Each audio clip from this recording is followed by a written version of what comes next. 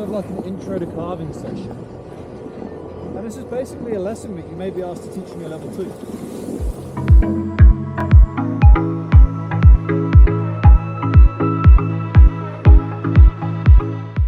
Thin line as we go across the hill.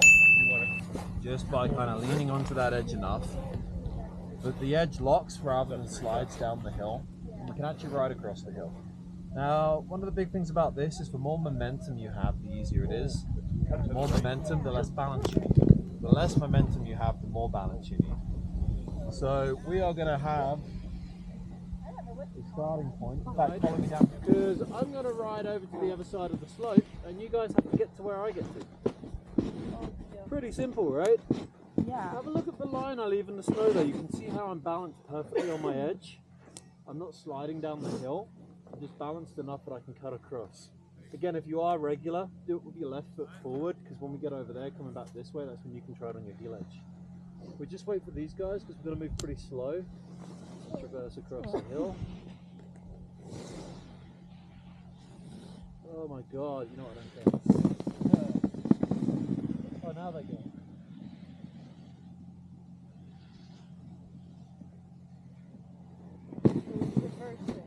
Yeah.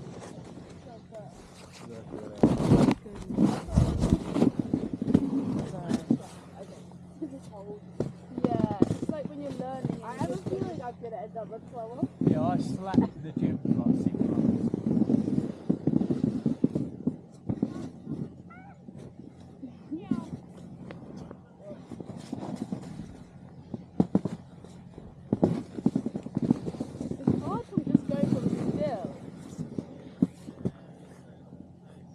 He has picked a pretty bad place to do this, isn't it? Yeah, not ideal.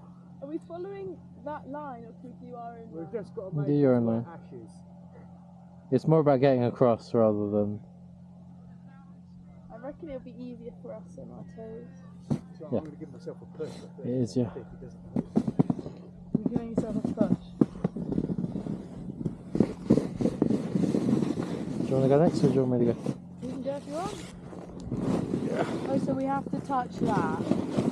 I don't really know.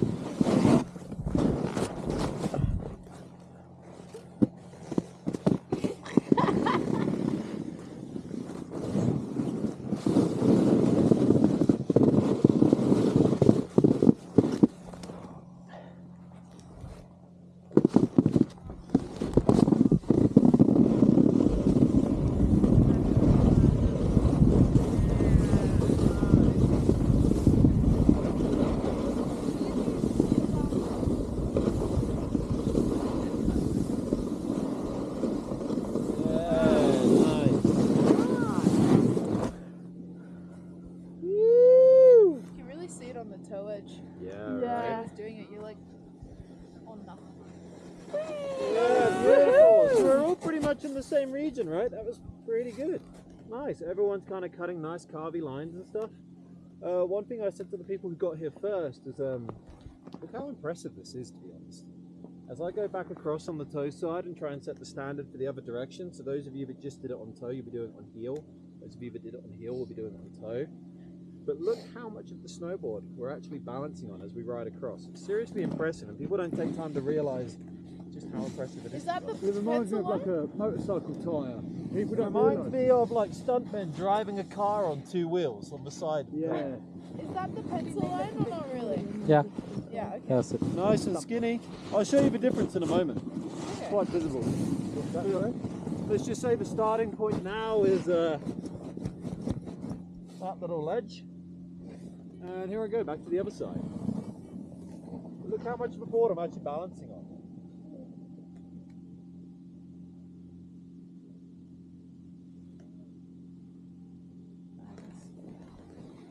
Oh, I need to turn around somehow.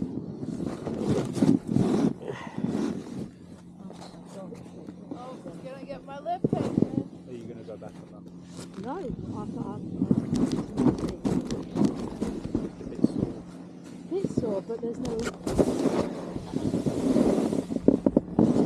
Where's the ledge? That? No, literally just fucking jump in the snow. Doesn't matter because you won't have a pass anymore. Head under. Oh, yeah.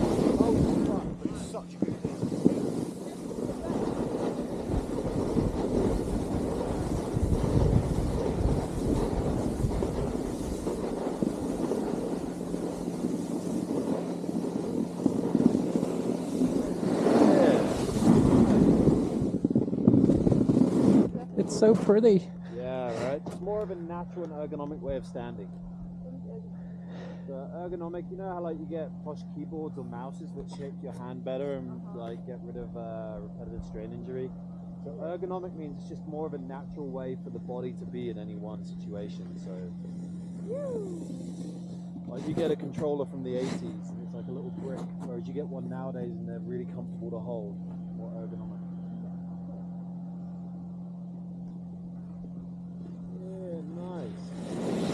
It is impressive, eh? Like just watching people balancing on the edge like that. Woo! Yeah, look at all those pretty lines though. This is awesome. Normally, like I said, this is a pretty strong group, right? Normally I'm like, okay guys, try this. And then people come out and they're like...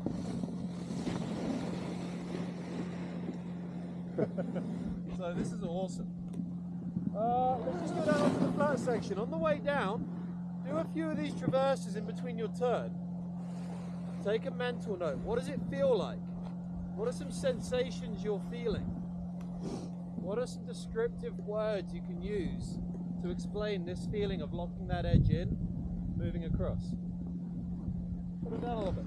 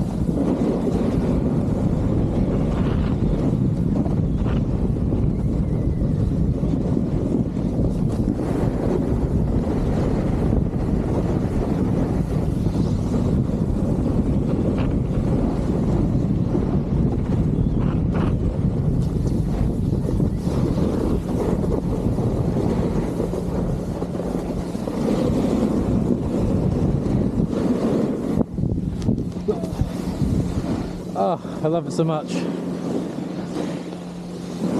Carving outside of powder in the backcountry, carving is probably my favourite style of snowboarding. Yeah. When you get like the perfect transition from edge to edge as well, and there are certain movements you can make to really make it feel great. Like rather than taking your body and rolling over the edge, you can actually retract the lower body, steer the board up the hill. Keyhole cover. The edge engage pointing up the hill, so you develop more board bend throughout the arm, more grip on. Awesome. What's some words, some descriptive words to describe that? Single words. Anything? Steer? Inclination and angulation. Inclinating, yeah. We incline to get that edge to grip, right? I like to think I like stuck when I was not stuck, but I was like locked in. locked. I use the word locked quite a lot. Like I actually refer to this skill as locking the edge into the snow, not allowing for any of that drifting, right? Anything else? This might sound a bit silly, but I felt on my toe edge I had to trust myself a lot more, like a trusting of... This is good though, because this is a great way to describe it to people you're teaching. You have to trust for snowboard. Yeah. Lean and it will work for you. That's not silly at all. That's a really good word. Trusting the snowboard, trusting the snow and everything else. This is what a lot of people struggle with about early edging, getting on a downhill edge early. It's a little bit like rock climbing. If you're scared to let go of the rock and you're scared to trust that rope and the harness, you're going to fatigue your muscles very quickly. Whereas like, and then shake my arms off and like have a look at the climb. If you trust the equipment, life gets easier and more enjoyable. So same thing with snowboarding. Yeah. Momentum. Yeah, it is a good thing, right? If we're teaching this, what's going to make it easier for guests to be able to feel this? Momentum makes it easier. A little bit more speed. Acceleration. Acceleration. If you carve all the way through a turn, you're going to feel a lot of speed picking up because there's no resistance on the board. There's no tail drifting out to resist that build up of speed. You're allowing that speed to build up. Now we have to manage speed in different ways. We'll go into that a little bit later. But how are you allowing yourself to get speed? I feel like I didn't have enough. So it's Probably because in between the carves you were doing a slided turn, then carving across the hill again. But if you maintain that pencil thin line all the way through the turn, that whole time the board is pointing down until you get back across the hill, you're gaining momentum, right? So it's kind of what we're going to do now. We're going to take the feeling everyone felt there, and rather than do it across the hill, we're going to point the board dead down the hill, and we're just going to go onto one of our edges, and we're just going to stand on it. Just a little bit of tipping, and then just stand on the edge of the board, let the board drive you across the hill. Make any sense? Yeah. Awesome. So if you're regular, you're probably going to do this on the toe edge to begin with because we're on the left side of the run. If you're goofy like me, it's going to be tipping onto that heel edge. But if you watch, I'm going to do no rotation with the body, no steering with the hips, the knees or the feet. I'm literally just going to tip onto my edge and let that side cut of my board, like I demonstrated this morning, take me across the hill. There we go. So I'm going to point it down.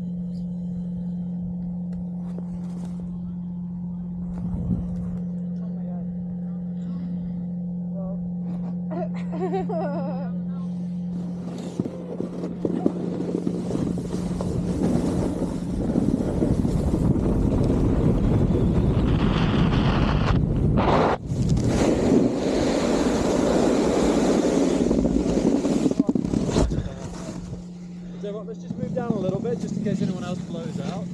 Woo! Nice. Yeah.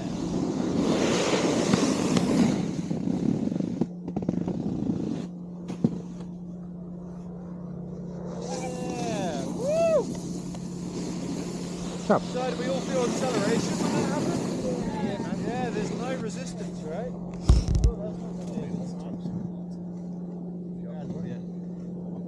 So let's try it now on the other edge. Same thing. Try and resist any of those rotational movements where that back foot drifts out. If we do find the back foot drifting a little bit or wanting to, focus more about angling that back foot to engage that edge more, back and forth. So on the heel edge, your back foot, think about lifting the toes up to the shin a little bit. On the toe edge, you can think about extending through the ankle using a little bit of plantar flexion to kind of increase the edge angle and lock that edge in. Does that make sense? Yeah. Awesome. When you say drifting, is that when you like put it out and like fall down? I'll tell you what, I'm going to do one here.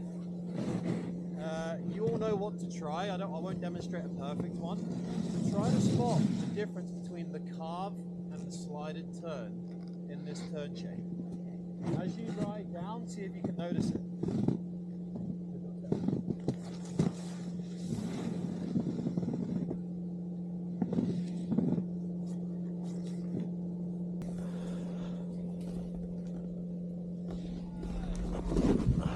Hey, Kieran. Hey, how's it going? Cheers.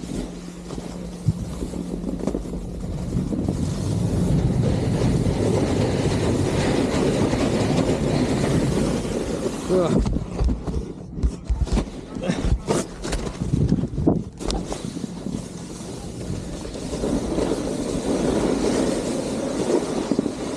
Awesome. So everyone's getting a feel for what this edging feels like, right? Yeah. This pure edge feeling of locking the edge in. So using this, we can actually do one of the mandatory maneuvers, which I'll take us somewhere appropriate to do it. A bit more real world for level 1, because this would not be it.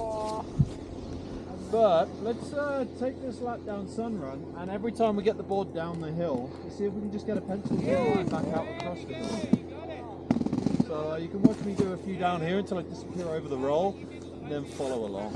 Yeah? Is there rules on where our arms can be? No, it's more We can do whatever, it doesn't matter? No, you can do whatever you want with your arms as long as it's not having an effect on the outcome. So in the Canadian system of snowboarding, CASI, we're all about outcome-based teaching. If someone's doing something perfect in the outcome of, right now we're looking to do a carve. If a carve is happening, but maybe our arms are doing something weird, or maybe we're not in the ideal position, but the carve is happening, we're still achieving the outcome. Make sense? So if, like if you're reaching this way, not like a Euro carve, but just leaning out. I mean, if it has a meaning to it, but if like the task asks us to be doing open carve turns on green terrain in a certain corridor, you'd be more together. And despite the arms or anything else, we're still centered and mobile. We're balanced along the working edge, which we must be, otherwise we wouldn't be able to accomplish it. Okay. And we're steering with the lower body, which, to be honest, we can get rid of that one for this, right? Because there isn't really any steering for this. So as long as we're centered and mobile and we're balanced along the working edge, whatever else is happening is irrelevant. The outcome is achieved and we're in a good position. Cool.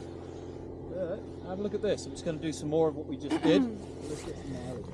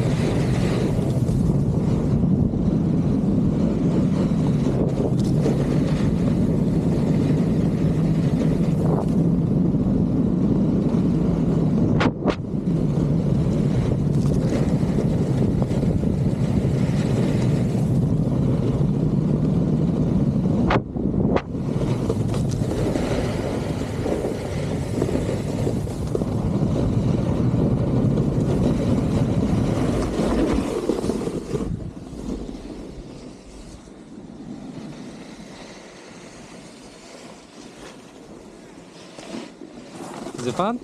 Pardon? Is it fun? Is it fun? Yeah. Yeah. Okay. There we go. I've got that Where Luke is.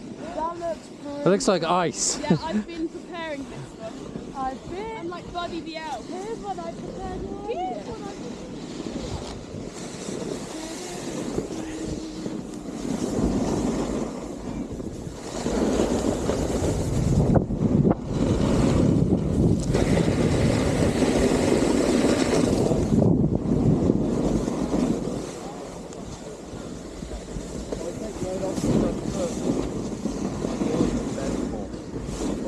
All my board bends, the tighter the radius of my carve is right. Ooh, that was horrible, wasn't it?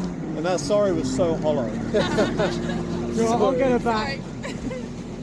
Awesome. I didn't waste it, I hit on the head. I'll tell you what, there was some sick carving going on up there, eh? Everyone was kind of making these pencil thin lines, and everyone knows when it's happening, right? Yeah. You can feel the difference from when the edge is locked in and when the edge is not locked in. So much speedier. Yeah, right. That acceleration when the board's down the hill, when you just lock that edge in, pick up a lot of speed. Slow area sign ahead of us. From here to there, I'm going to demonstrate the open carve turns for the CASI Level 1. This is basically a little challenge to show that you're able to traverse the mountain quite effectively. Some areas on the mountain, I'm sure we can all remember this. We're learning to snowboard. One of our worst enemies were the flat sections of the mountain. The flat sections. If you run out of speed, cat tracks, they were narrow, they were hard to navigate, you'd lose speed because you'd slow down, you'd feel uncomfortable, and now you're doing that along them. So it's just a case of showing that you're able to traverse around the mountain and make it through cat tracks with speed and ease. If you have a look down here, all I'm going to do is gently carve my board down the hill. And the reason we call it open carve turns, anyone understand why that is? Yeah. Because your board doesn't fully go parallel to the mountain. It stays open. So let's just pretend, I don't know if you can all see this, there's a slope, right? A closed turn would look something like that, going back across the hill. Whereas an open turn would look more like that, staying open, pointing down the hill. So here we're probably going to pick up more speed than we want. Even in the level 1, it's perfectly fine to do a few open carve turns, throw in a speed check, do some more. Just slow yourself down so you manage to carry on. But this is essentially what it looks like. It's exactly what we just did, pointing the board down the hill, and as we get onto one edge and we start to move across the hill, we're just going to transfer our weight onto the other edge and go back across the other way, leaving that pencil thin line more or less the entire time I do it. Make sense? We'll give boss man away. Hi, Dave. Hello. So have a look at this. I'll wait for him to get past, otherwise I might crash into his guest, and don't want to do that. Oh, who am I kidding? You can't find me. There's no one else to train. Hey.